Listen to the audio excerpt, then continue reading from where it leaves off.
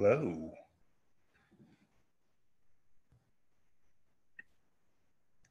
Hello, Alyssa.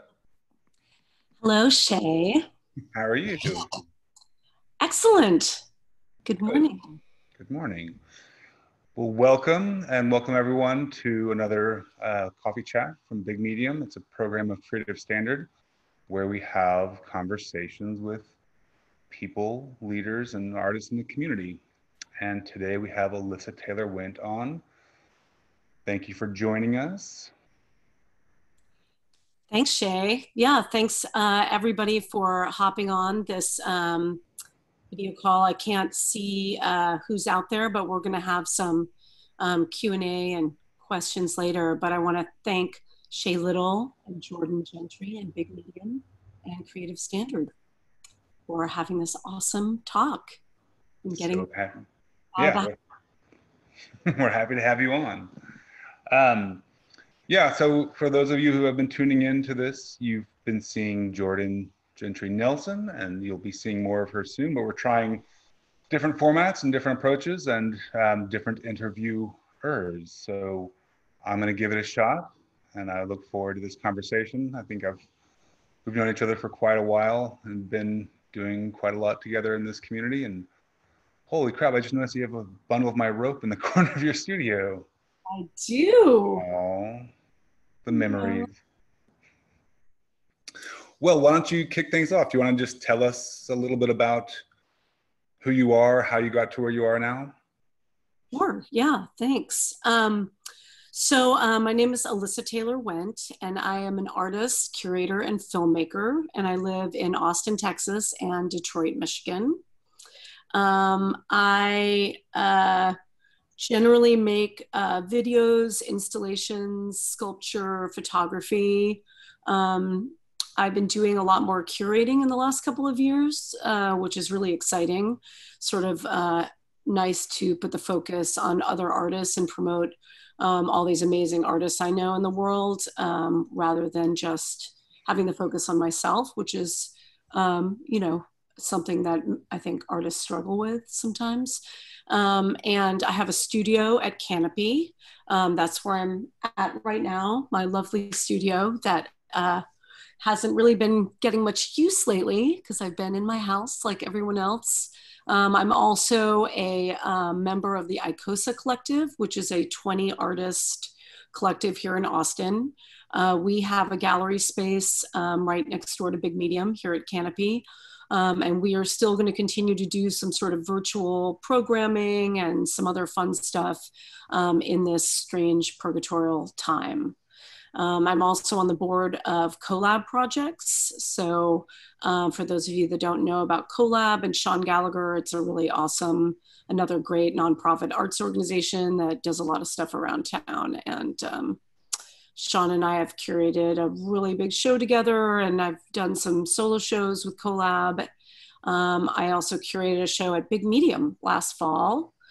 So that's it. Just, I stay very busy. I'm a busy girl.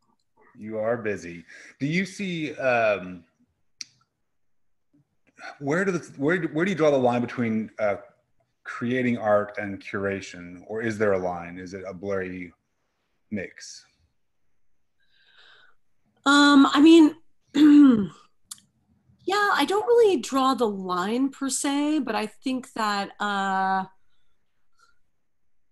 curating has enabled me to really think about things in more of a macro view than a micro view. Sometimes being a working, practicing artist makes your world very insular, unless you're collaborating on projects, which I've done and I know a lot of people do. But in general, you spend a lot of time alone in the studio, hustling up work, puzzling through projects, trying to make stuff happen. So this is really, it's a lot more expansive because I get to bring ideas that I have or conversations that I want to have or dialogue that I'm interested in that isn't necessarily what my work is about.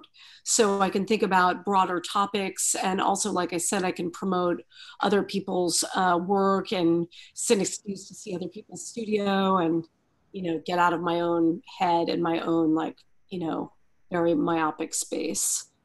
So I think it's all sort of one and the same. It's all about promoting ideas and sharing dialogue, um, especially with a lot of other people who are as visually inspired and stimulated as I am. Yeah, I think you're a unique individual.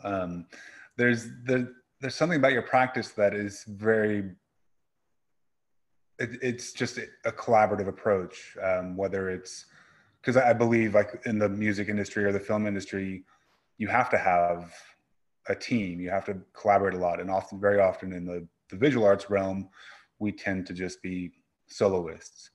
And I think in your curatorial practice and as it expands into your artistic practice, it's just this very collaborative approach to presenting what you do and who you are and the people that you work with. Yeah, well, thanks. I'd really like to get other people involved because I just think that, the more minds and spirits can come together in a dialogue, the better. Sometimes, I mean, I will admit it's hard for me to collaborate. I have a pretty strong personality. Um, and, I'm somewhat of an alpha. So I know that people who have collaborated with me probably get frustrated or find me to be a little bossy or something. But really, I just have very strong ideas and strong opinions. Um, and so it's something I'm really learning how to do is to uh, play nice with others. No, but I mean, it's really like my natural instinct is to be a leader. And recently I've been studying, Emmy Larson is a artist and curator in town, and she and Fred Tallyfoos have started a group, and we're studying the Enneagram, which is sort of this really ancient uh, understanding through a system of numbers, basically that the world is 9 types of personalities. It's pretty fascinating. But I've recently discovered that I'm an 8, and an 8 is the boss. 8 is the, and I, for a long time, thought I was a different number. And I was like, wow, this makes so much sense that I have not been embracing this aspect of myself. So, I mean, I guess I've been exercising it with leading projects or directing films, but I'm always sort of trying to step back and have other people be involved when, really I'm best in the role as sort of leading the vision. But I'm a networker, so I love to connect people. I love to tell people you should talk to this person, or you should go to this gallery, or you should read this book, or oh my God, that reminds me of this. I love connecting people with cultural artifacts, with different lines of thinking, with each other. I'm very much a connector. My mother is always talking about this huge network I have, but I've lived in I grew up in New York City and Phoenix, and then I lived in New York in the 80s, which was pretty awesome. And I lived in San Francisco, back in Brooklyn, and now I've been in Texas for almost 10 years, 9.5 years now. So having lived all over and doing different art residencies and working with people, I just feel like I have this tendrils. It's like this neural network out, and I love to. I feel like it's a positive sign when your social circles seem to be getting smaller. And everyone said, "Oh, such a small world. I can't believe you know them," but that's actually not a small world. That's a connected world.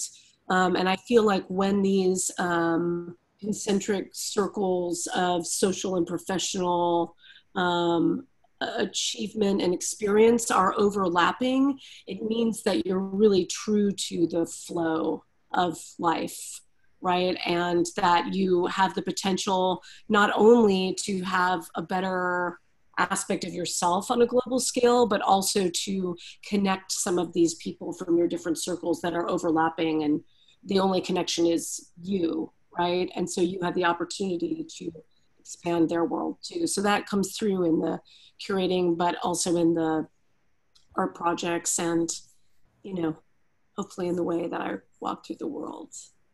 Yeah, I think it definitely is reflected in your work and your curatorial practice. Like the show you had at Big Medium, it felt like you were drawing from your networks across the globe, which is amazing. I think it's amazing. And with your work, it feels the same way. It feels very global and, you know, interconnected to different areas.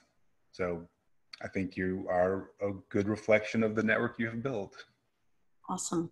Yeah, I'm very curious. I think there are probably some people uh, from California and maybe New York and Austin. I mean, we'll see later on, but it definitely, I'm sure there are people on this call from from all those different places. So here Yeah, right now on this virtual party. that's awesome. I forgot, did we say that we were going to take questions midstream if we wanted to, or we're going to hold them all till the end? Oh, Alexander Lawrence and California, Los Angeles, I think. I can see people chatting. So I can see the chat. So if anything I'm talking about at any time, if you guys have any burning questions about something specific that I reference or talk about, or you have a comment, feel free to put that in the chat and I can see it come up. Yeah, and the question, when we get to the right point, we can have people raise their hands and then they can come into the call. They'll just have audio, but they can come in and ask the question with their own voice, or they can chat it however you prefer. So I guess I'd love to hear just a little bit more about your work in the community with Collab and with ICOSA, and then maybe we can talk about your, get a little bit more into your own work. Sure, yeah. Since moving to Austin, I do feel lucky that I have been a working artist. Thank you, Cultural Arts Division, City of Austin, uh, grant programs, which has enabled me to make some of my bigger projects and my um, films, which you know, I did not go to school for filmmaking, so I really, it was a huge learning curve, and takes a lot of money to make videos and films. So I'm very grateful to that. But yeah, Sean and I have worked together for a long time. You know, they're building a new art space in the next couple of years, and they have a temporary space over at Springdale General. But Sean and I are really great collaborators. And I feel, you know, sometimes we share a brain a little bit. But you know, we value each other's opinion a lot. So I ask him for his thoughts on my projects a lot. And in turn, I'm a curatorial advisor for Collab. So, you know, just helping shape the future of that organization and sort of what they're working towards. Sean and I did put a crazy show together that was called Good Morning 'Tis of Thee. I have the catalog right here. Good Morning with a U. As many of you know, I'm a little bit of a dark horse. So this was a show all about death and transformation. And this is a pretty cool catalog that actually is available on I have some, but also Sean has some for sale. But it was 63 artists and performers, which for those of you that have been part of art shows, you know that's a crazy amount of people. It was in a temporary space downtown on Congress called Demo Gallery that Collab ran for a couple of years. So Sean and I put that show together, and it was talking about the lack of death rituals in our culture, and also about how gentrification is a form of transformation for architecture, a form of death. So what that intersection is about our lack of rituals and about gentrification and how this changing landscape needs some sort of ritualizing. So it's cool. He's usually totally game for my crazy ideas, and but also challenges me and makes me really work through them and up to the best of my intellectual ability, which is cool. And then ICOSA is an awesome group of 20 artists, all here in Austin. And we had a space formerly part of the Pump Project complex, which got urban renewal. But luckily, we are now part of this awesome family here at Canopy, which is great. So we're right in between Big Medium and next to Bale Creek Allen Gallery, Yard Dog Gallery, and Moha Museum of Human Achievement. I mean, we've got this sort of awesome extended family. So when we have shows, it's really, it really feels like a family, really strong community here. So while we may not have the art market that a lot of artists would like, or the exposure, international sort of recognition and stuff like that, we have some great museums and some amazing nonprofit institutions that create and sort of sustain this community of hardworking, awesome people. So ICOSA, an icosahedron is a 20-sided figure, right? So we're 20 artists. So that's where the name comes from. And we do 2-person shows, maybe about 10 a year, 9 a year. And then we occasionally trade with their collectives, and we do something for the East Austin studio tours. That's a group show. Sometimes it's a group show of ICOSA members. Sometimes it's a juried show. I believe we're going to have another juried show, depending on what East looks like in these strange times. So it's great. We have meetings every month, and we have all sorts of ideas. There's a gift shop of things made by all the artists in the group. And the 3 shows I've had there were all collaborative with Erin Cunningham, Kate Silagi, and Elaine Shen. So we did collaborative shows where we actually had a few pieces of our own, but generally had an idea, talked about it, and worked together. And all 3 of them are amazing women, amazing artists, but people I'd never worked with before, and at the time didn't know them that well. So considering my alpha bossy self, I commend them for having such patience to work through it with me. And we ended up having really great shows that were very equal and very with a shared vision that was much different from what either of us as individual artists would have come up with. So it was super rewarding. And yeah, you can check out ICOSAcollective.com website and stay tuned, because as with all other art spaces all over the world right now, we are in limbo. And do you, I know that as running Big Medium, I'm playing this week it's this thing, and then next week it's a whole new approach or a whole new outlook. But what is ICOSA's current outlook on the possibility of opening up in the summer, or even being open for East? Well, I mean, we're just trying to take it day by day. It's very hard to plan for a future when we're like, when is the future and what is the future, which is something that everyone, artists and non-artists alike, I mean, all of us are experiencing right now, is to try and imagine when that future is and what that looks like economically, and for the arts. I know a lot of arts organizations are have a very small budget, and they generally subsist on people's hard work and grants. So in this time where just being closed for a few months has a huge impact on small businesses, on independent businesses, and art galleries. And it's really disheartening and frightening for people, I think. But we're trying to stay strong and stay positive, and we still have our monthly meetings, even though we're not really sure what plans to make. And we have happy hours so that socially we can connect and check in and make sure everyone's okay. So we are going to have we have a show that's still up. Lana Waldrop Smith and Sean's show. So you can see that online. We also have a video tour of it that I believe Glass Tire posted in their 5-minute video tour segment. So Glass Tire, for those of you that aren't in Texas, is a great online resource.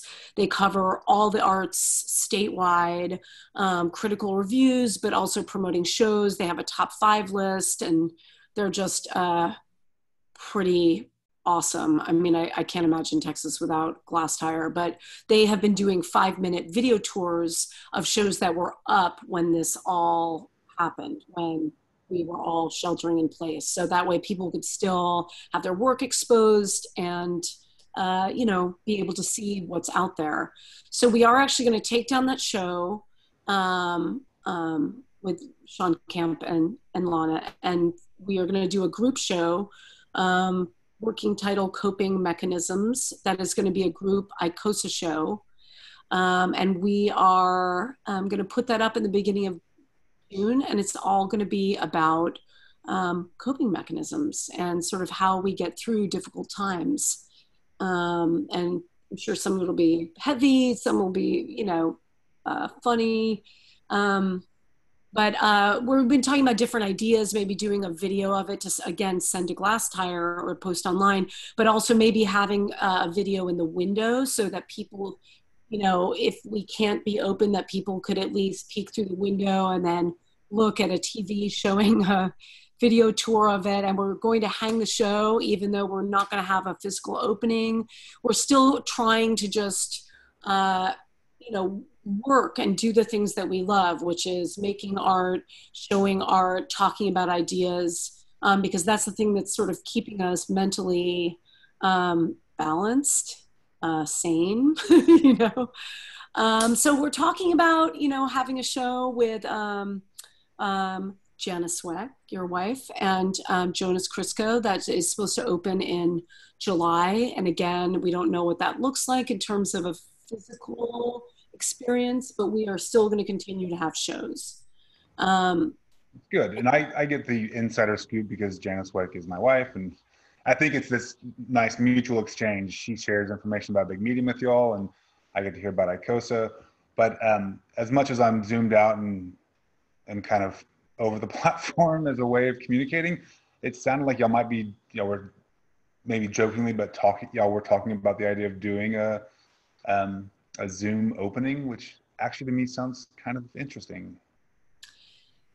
Yeah, I mean, I'm not really sure what it's going to look like. I mean, we literally, things change day by day. The news we get, you know, as disheartening as it might be with this administration. And I'm just going to go ahead and say that. Yeah, we're kind of, it's really unbelievable that we have such an incompetent liar in the White House right now. I'm sorry, but F Trump. You can say that all you want. It's free Yeah, country. it makes it, I know we all feel powerless in terms of our own lives, but then watching how this administration deals with it also makes us feel powerless. And one thing that I've learned about myself during this time is that I'm a very future forward person. Right? So I'm always thinking ahead. I'm always looking at the big picture. I mean, not just for myself, but for my community, for my love, my family, my friends. You know, I'm always thinking ahead. And so for there not to be a definitive temporal space to hold that idea of a future, because we don't know what that is, when that is very hard for me. I mean, I'm sure it's hard for a lot of people, but some people are live in the present. Some people are always reflecting on the past. I'm propelled by the future. I'm motivated by the future. So, you know, you're asking what things, you know, are going to look like for ICOSA or for me or for any of us. And I think we just have to try and relish what we have now, be grateful. And honestly, sometimes it's really hard for me to worry about the art world or my art career or my work. Because honestly, and we were talking about this a little bit yesterday, what I think is really important is to take care of ourselves, mentally and physically, take care of and look after and check in with all the people we love, our immediate family, our communities, other artists, people who are maybe struggling financially or spiritually with this. And then the third priority is to get that fucking clown out of the White House. I mean, I know we have to plan for our programming and all this, but man, I'm sorry. This is super important. So everybody vote. I mean, not to be preachy on here or anything, but it's just like that is a huge priority. And I know that in these times, it's very distracting. We had a huge Democratic, race for the candidate, and it's hard to even imagine that right now. But we do have to remember there is an election, and we need to make this change happen to save not only the arts and culture, but the dignity and functionality of our free democracy. You're here. Yeah, man. I mean, I understand that we all have stuff to plan in terms of our businesses and our lives and our jobs and our kids and all that. But man, make it a priority, talk to other people and make it a priority. We have to get Trump out, his whole administration, all of them out, and get some people in there that are just, functional, that aren't going to lie and just be generalized, narcissistic sociopaths. Okay, done with my rant. Good. Yeah, I mean, something's got to change, because they are showing their colors. They're showing that they're willing to sacrifice us as the pawns of society to get back to work, to jumpstart the economy. And that should be a true signal to everyone that we are disposable in their eyes. And that should be a very clear sign to, that's a leadership change. It's time to move to a new group of people who don't think that citizens are disposable. That's right. That's right. And, it's hard to feel empowered right now when we're dealing with an invisible enemy, but there is a visible one. And I do believe he's the enemy of the people. And I do believe we need to make it a priority to get rid of him. So on that note, though, I do want to just, I hope that everyone's doing okay out there. We do have a pandemic right now. I know this is a talk about art, but I just want to say I've been watching, a few of my friends have heard me talk about this, but I've been watching us all go through these phases that are sort of interesting. They're sort of global phases. So I'm not just talking about, moodiness and mood swings and these sort of unpredictable feelings, but I'm also talking about this sort of these global cycles we're going through, right? So for those of you ladies out there, when you're on a road trip with a bunch of women, everybody starts menstruating maybe at the same time. I feel like here we are, and we're in a global rhythm that is a little bit staggered according to how this, this virus moved through the world. But I feel like we've all go through these phases. And it's affecting our lives, but it's also affecting creativity. So I did want to just talk about that a little bit, if that's okay with you. Of course, yeah. Yeah, I mean, we had talked about it, and I don't think we got very deep into it yesterday, so I'm excited to hear how this moment is affecting creativity for you. Well, I will say that I have really not been making any art during this time at all. And that's a hard thing for me to confess. But I'm okay with it. And I think that if people are having trouble being creative, they should not put any pressure on themselves. They shouldn't beat themselves up about it, because this is a weird time. And everybody responds to anxiety and fear and pressure and loss of work and worry in different ways. Some people bake themselves into a, into a happy place. I do not bake. So it was really frustrating for me for a while. And I really came to a conclusion that I think some people use art and their practice to be creative and express themselves. And that's their main motivation for doing it, which is great. And I find that those friends of mine have actually been able to be pretty prolific because it's something that they can pour themselves into. It's an escape from whatever, homeschooling or working from home. It's a nice break for them, and they can express their anxieties or whatever through their work. It also depends on medium. People who are painters or draw or paint, I find especially those people are doing okay creatively right now. I live a pretty creative weird life of a weirdo. I'm very blessed. I can live my weird artist life. Feel very lucky. But because of that, my whole life feels like a creative act, or an art performance in a weird way. I mean, everything I do is sort of part of a creative act. And so I don't really get that release from making work.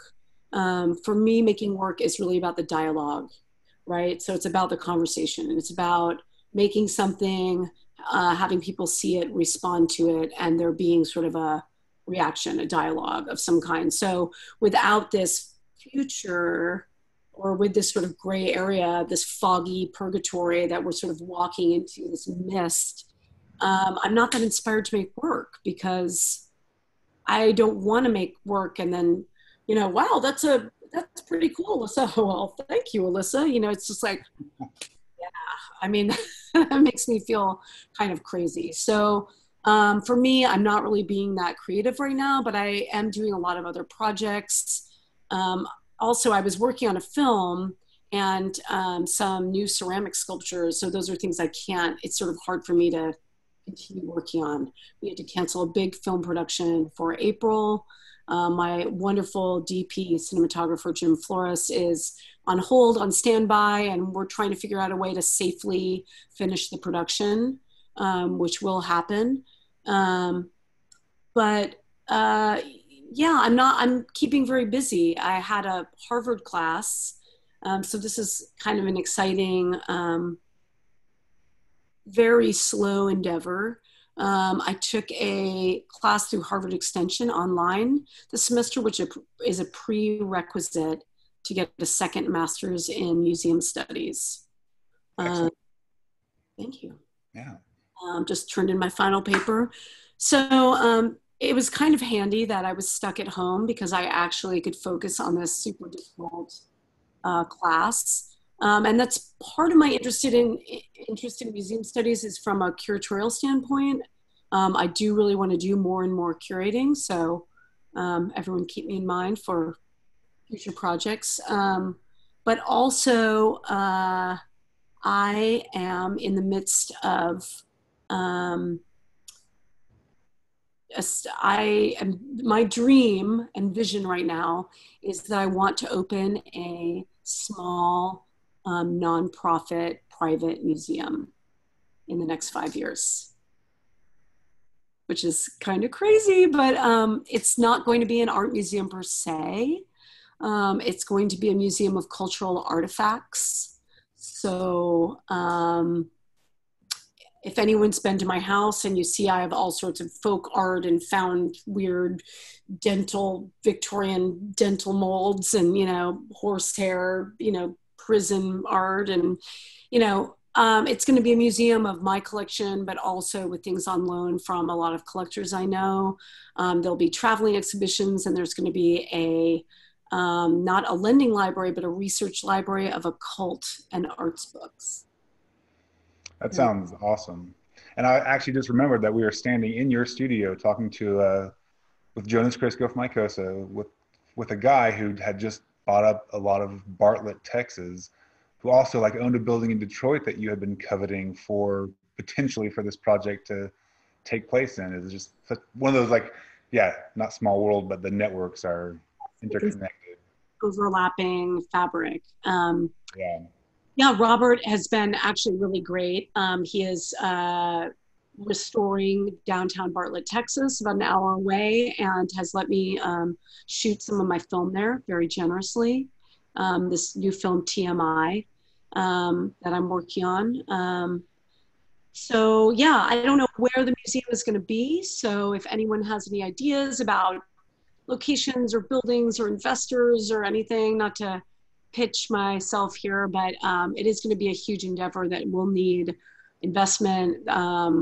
And I want to make it a foundation that is endowed by a board and investors so that this can live on long past my lifetime, teaching kids about planned obsolescence and not to just want the next iPhone, but want to find out from their grandmother the story behind that weird doll that's, you know, in their dining room or whatever, you know, the value of objects, the history of objects. I'm an animist, so I believe in the energy of objects, which translates to my art practice a little bit, but it also is my love of objects is that I believe that objects retain the energy of the hands that they've passed through, and they tell complex stories.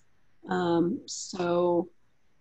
really into this idea for a museum. It's my favorite thing is to find weird stuff and show it to people. So Great idea. And yeah, start pitching yourself because you're going to have to keep doing it a lot to make yeah, it happen. So yeah. But I do have a pitch deck. So if anybody wants, they can reach out to me on Instagram or social media or my email or whatever, talk to me later and I can share more information about that with you. But speaking of, do you want me to talk about my work a little bit and show yeah, we have about 20 minutes left. If you want to, we could move through at whatever pace, but it would be nice to have some time for questions as well. So Yeah, let's so we're gonna guys, we're gonna show a little a slideshow of some work. Um and I'm just gonna sort of narrate as we go. And then so this isn't on slideshow, right? It's on manual. Oop, can we go back? Start at the top. Maestro from the beginning. Thank you. We have Jordan Gentry Nelson behind the scenes. He's Jordan, it's the timer's on, so you have to turn the timing off, which is turn use timing off to your right. the box. The seamless. There we go. Okay, so I'm just going to run through these really quick so that you guys have an idea about my work. Most of you have seen projects I've done, so I'm going to go kind of fast just so we have time for a Q&A. Can everybody hear me? Can everybody? They can't answer you, but yes, they can hear you. Yes. Oh, they can't answer you, sorry. They can chat. So anyway, this is from my film TMI, which I began shooting last summer in Detroit. It stands for the Memory Inheritance, and it's also a pun on the text abbreviation, Too Much Information. It is about inherited memory. It is shot in abandoned commercial spaces throughout Detroit and Flint. This is a character called Yorando. And yes, it is me in a cameo. Next slide. So during this, this is a hospital, the Herman Kiefer complex that they generously let me film in. It's a huge development that was abandoned only 13 years ago. So you can see what winter in Detroit does to a building that is not taken care of. Next slide. This is Razor Khan. He's an amazing character. And I had a lot of different performers that were either dancing or playing music or singing or, Biba Bell, Danny Kroha, all sorts of amazing artists in Detroit that participated in my film and let me photograph them. So this is in the former Seafoam Palace. Next slide. This is in Bartlett from a recent Texas shoot as we're trying to finish the shoot here. Next slide. And Lindsay Taylor, who is a dancer and performer here in Austin and sometimes collaborates with a group, Little Stolen Moments. She performed for the film as well. Next slide. So now we're going to my last project, Haint, which was filmed in Texas, Detroit, and Croatia.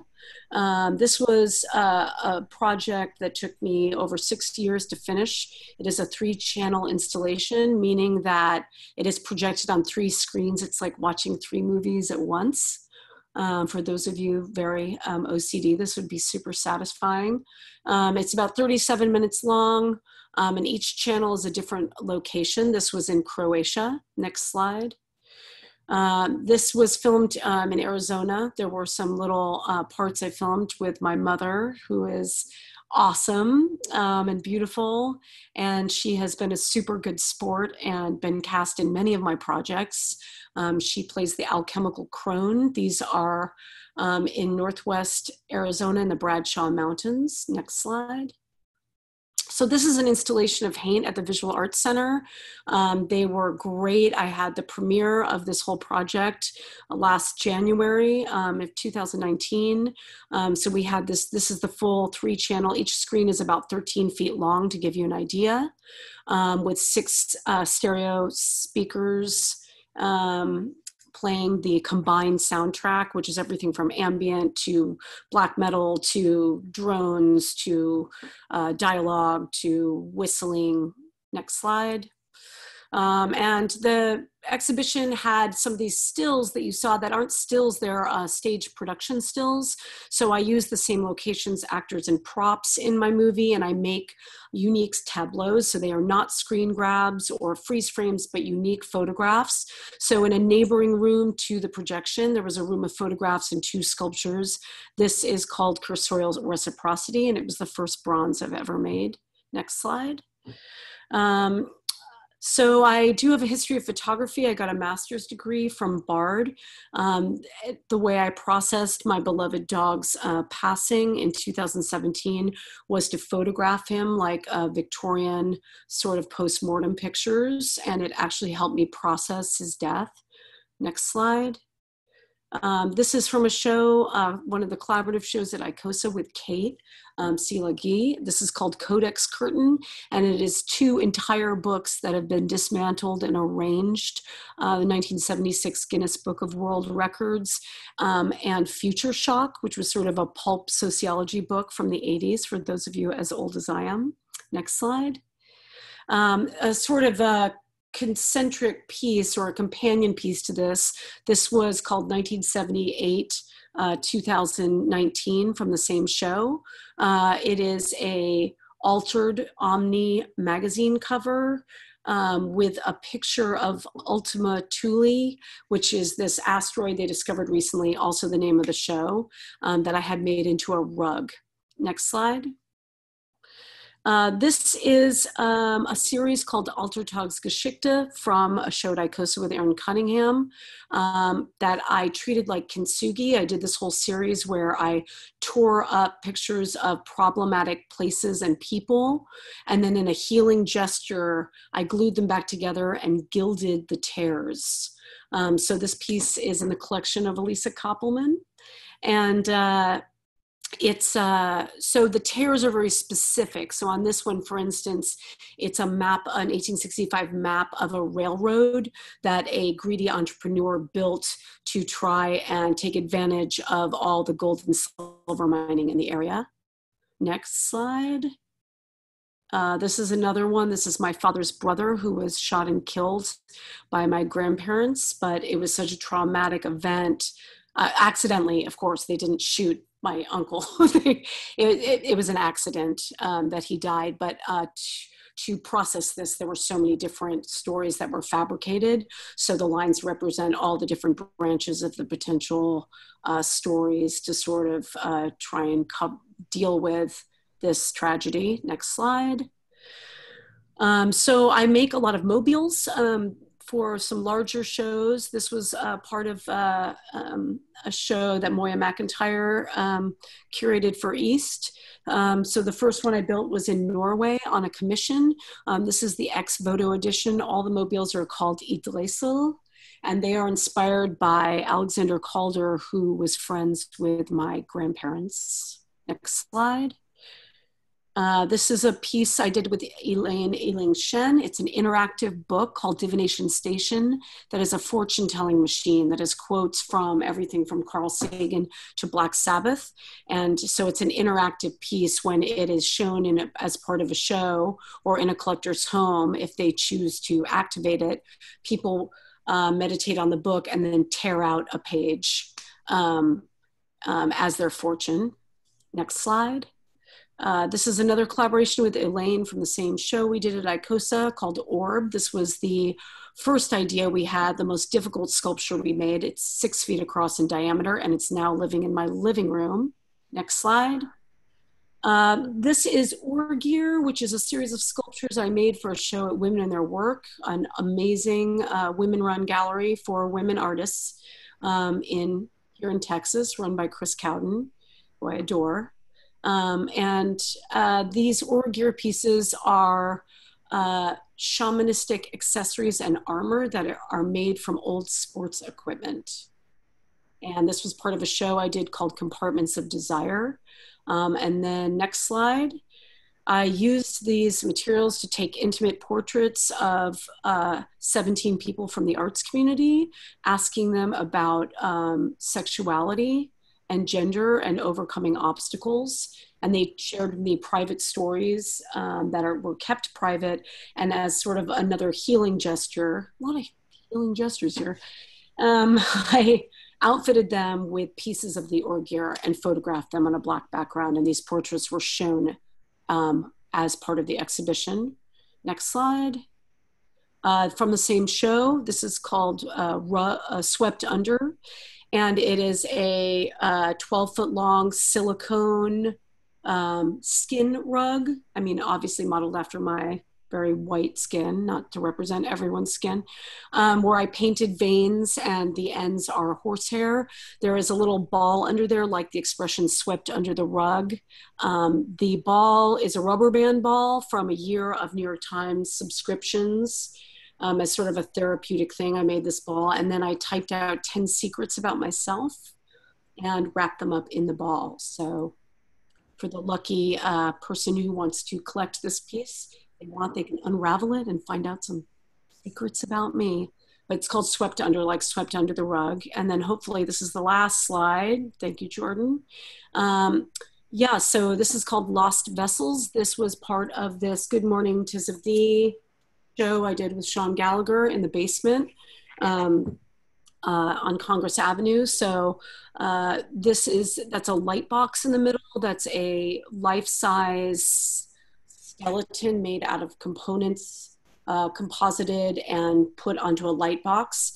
So this is modeled after Viking funerals. And there is military tarps around the outside with different objects that chronologically go through burials from intentional to unintentional. So it starts out with sort of Egyptian artifacts, and at the end, around the corner that you kind of can't see, were sort of what I imagined. There were Syrian refugee objects. So I got all these Syrian food items and, prayer beads and stuff like that to try and imagine what people would take with them on a boat trying to flee conflict and run for their lives.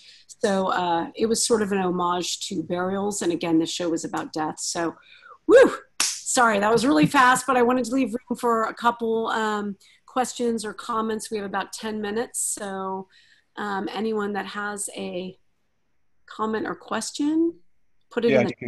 You can raise your hand and we can bring you on to say it out with your own voice, or you can chat it. And just to get us going, I'll start with a quick one. So obviously with your film work, you have a crew, and the crew all come together to help. But with the majority of the work that you just showed us and the breadth of the work, do you have people you work with who help you fabricate and create the work, or is that all mostly out of you? Yeah. That's I pretty wish. amazing. I aspire to have an assistant someday. Any of you that know any interns, send them my way. But yeah, it's not really part of my practice or budget right now to have assistants. So I do most of it myself, except the film work, which I used to film my short videos on camcorders. And now I actually have a crew, and I have like a regular DPs that I work with and regular line producers that help me keep my shit together. And it's very hard for me to delegate. I am an autonomous person that was raised to be very independent. So it's delegating is something I'm learning to be better at. Yes. Yeah, but It's a most of struggle. this I It's a myself. struggle for a lot of people, myself included. Um, Lisa Rawlinson asks, how does animism relate to the selection of specific objects in your installations? Great question. Thank you, Lisa. Like I said, I'm a collector. So part of these collections and my relationship to found and collected objects is part of the work. And it's a little hard to explain, but in terms of animism, I mean, we all sort of can make up narratives, but I also research history of objects. My mother is the genealogist of the family, so I guess I got part of it from her as well. But I'm also a sensitive, so I'm a medium, and I am sensitive to charged objects. So whether or not you believe in that, that's fine either way. But I do believe that objects have an energy, sometimes a bad energy, sometimes a good energy. And I'm very sensitive to that. And they often, sometimes I can't keep things because they have sort of a weird charged energy. Or sometimes I feel like, the same way people will have a lucky something something or a lucky object. I'm very much into the occult. I mean, I've studied the occult a lot and psychic phenomenon, and I really believe that there is a strong power in that is not so different than art making. So we can talk about this longer on another time, but basically that's what it is. So I do sculpt my own sculptures, but I do also make assemblages from found objects. So for instance, the mobiles are both things that I've made, the pieces hanging off of them, and found and altered objects. Scott Moffat is asking for examples of that, and I might have one that I could share. Is that your studio space at Canopy? You've had two now, and the first one, and I'm not saying that you made this up. I certainly entered the room, and whether it was psychosomatic or not, there was an energy in that space, and you have since left, and I mean, new tenants in there, and she doesn't feel it. That artist is not Yep. doesn't feel the same things that you had felt in there. Well, I'm glad. I'm Yeah. glad.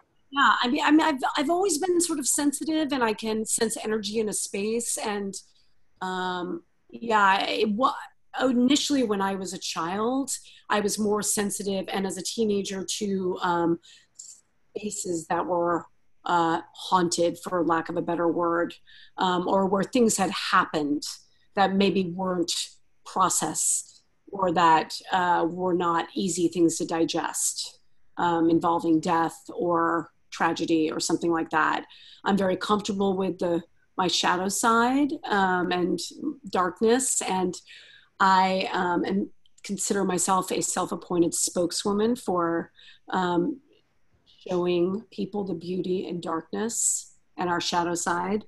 And on that note, also, I'm not sure I answered Scott's question completely, but that's hard to answer when we don't have much time. But I wanted to share a couple of books that I'm reading now. So one is Meeting the Shadow. I thought this was an interesting book in these sort of dark times, I guess. I always like to collect books that are kind of funny, but also things that I think are interesting. So this is a book on practical time travel.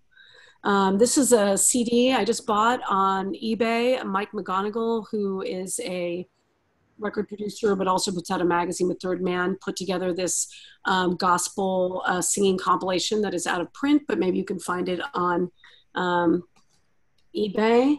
The Private Museums of the Future, obvious why I'm interested in this. discovering is everybody in here has a lot of money. So they need to make a more DIY version of this book maybe, but it's still fascinating. And they talk a lot about the future and what next generations, why they're doing this in terms of next generations. So it's very cool. That would be an interesting future conversation, because obviously because of your desires and your future path, but also what is the future of this country? I'd love to know more about the future of this country in terms of museums, but also with, is capitalism crumbling at this moment, or are we still on the upper? I mean, that's a whole other conversation for sure. Yeah. But in terms of private museums, one of the coolest things is being able to educate, have kids be involved. But also a lot of collectors I know don't have kids.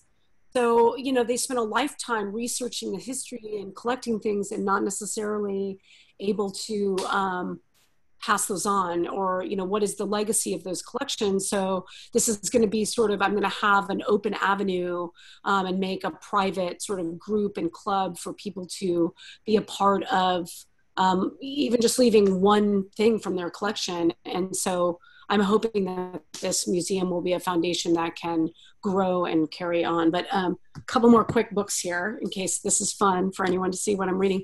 Daily Rituals. So this is the history of really short things about different artists and writers and composers and what their daily practice was for creativity, which is cool. And I found out about this from Scott David Gordon, who has the Austin Art Talk podcast. Against Architecture, the writings of George Bataille. So I'm filming in a lot of abandoned spaces. So it's sort of about the failure of architecture in a way. Sorry, Nelsons. And a book on Tarkovsky. Very interested in his thinking and his films, of course. And I have a million books like this that are about the occult. So I generally am browsing through stuff like this for inspiration as well. So couple more quick questions. Thanks, you guys, for coming, spending a Thursday morning with Shay Little from Big Medium, Jordan Gentry Nelson in the background from Big Medium, and myself. Yeah, well, thank you. Oh, the voice. Yes. I just called on Alyssa, is raising her hand. So if you want to ask a question, you can, Alyssa. Okay. What got you first interested in the occult? How did you start getting into that?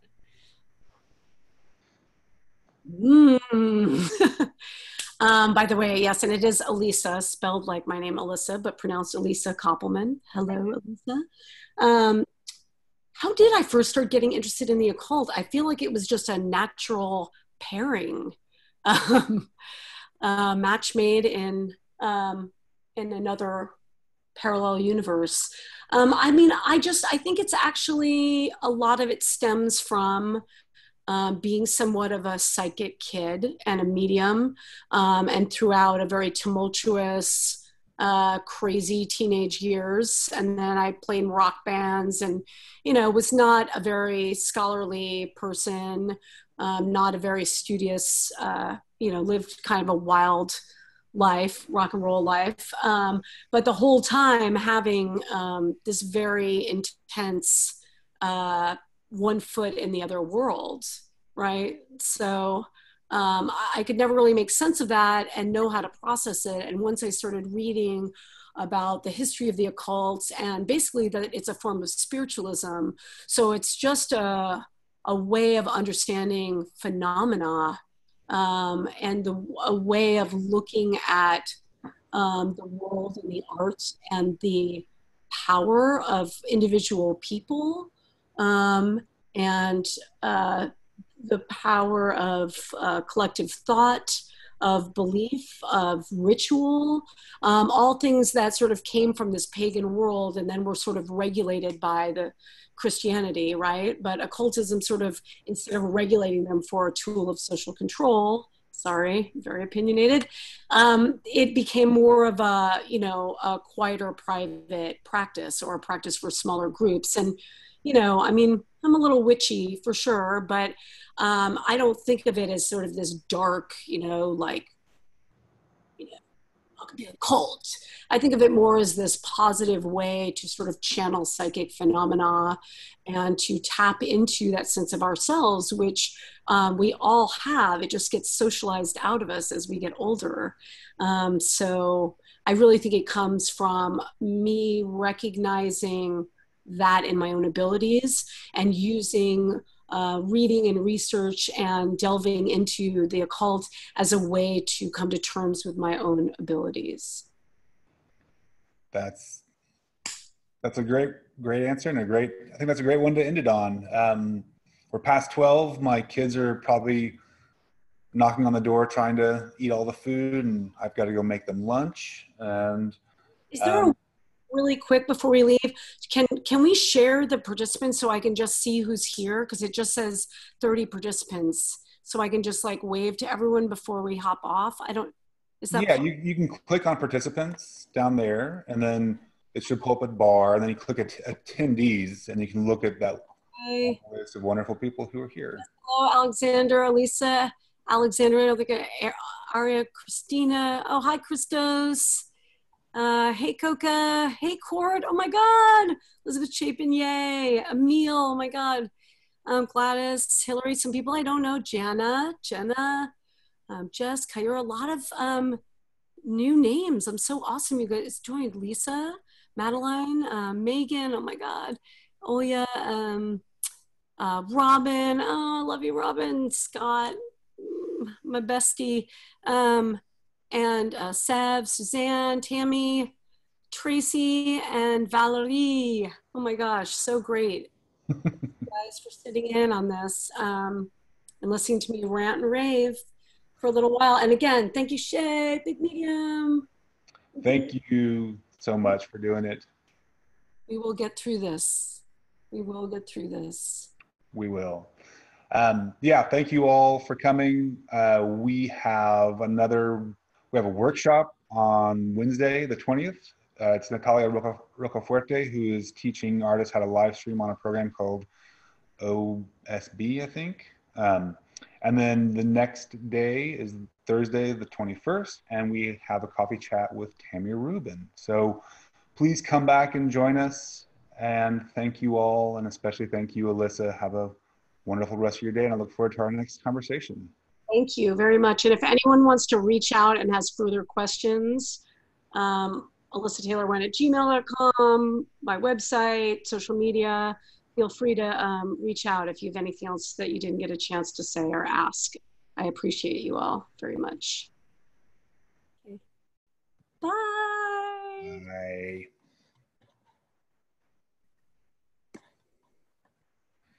Now it's awkward.